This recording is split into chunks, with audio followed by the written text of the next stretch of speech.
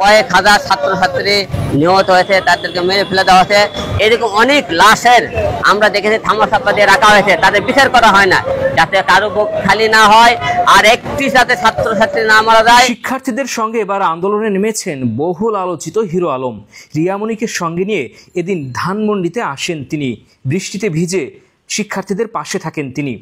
আপনারা সবাই জানেন, শুরু থেকে হিরো আলম অল টাইম প্রতিবাদ করে, অন্যের প্রতিবাদ করে, অন্যের পথে ছিল এবং আপনার ন্যায়ের পথে সবসময় বলেন না, আমি কথা বলার চেষ্টা করি এবং অতীতেও ছিলাম, এখনো ছিলাম। আপনারা দেখেছেন গত কয়েকদিনে আমাদের কয়েক হাজার ছাত্রছাত্রী নিহত হয়েছে, তাদেরকে মেরে ফেলে দেওয়া হয়েছে।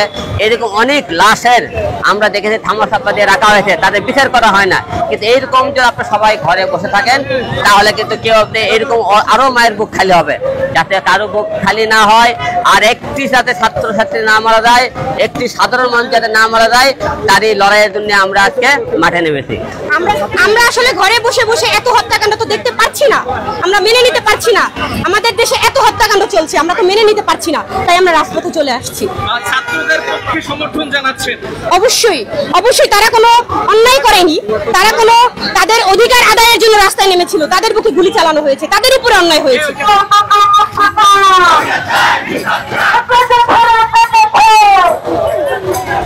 শুধু হিরো আলম নয়, বিভিন্ন শ্রেণী পেশার মানুষ এদিন ছাত্রদের এই আন্দোলনের সঙ্গে একাত্মতা ঘোষণা করেন। সমগ্র জাতির আসলে চাওয়া হলো যে আমাদের এই প্রজাতন্ত্রের মালিক তো আমরা, মানে সাধারণ মানুষেরা।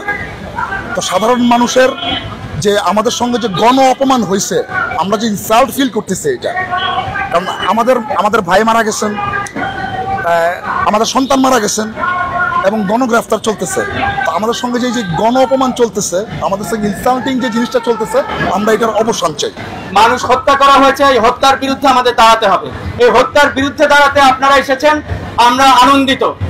এই মুহূর্তে আমি যেটা বলতে চাই সেটা হলো যে সারা পৃথিবীতে যে একনায়কত্বের একনায়কোচিত মনোভাব বিভিন্ন সরকারের আমরা দেখি, আমাদের পার্শ্ববর্তী দেশে যে মোদীকরণের যে ট্রেন্ড দেখা দিচ্ছে, যে ব্যবস্থা দেখা দিচ্ছে, সেই মোদীকরণ হচ্ছে যেটাকে ইংরেজিতে বলে প্যারোকিয়ালিজম।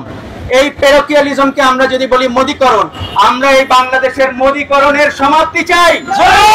আমরা একটা র্যালি করে 27 নম্বর পর্যন্ত যেতে চাই, সবার জনতার ইচ্ছা এটা।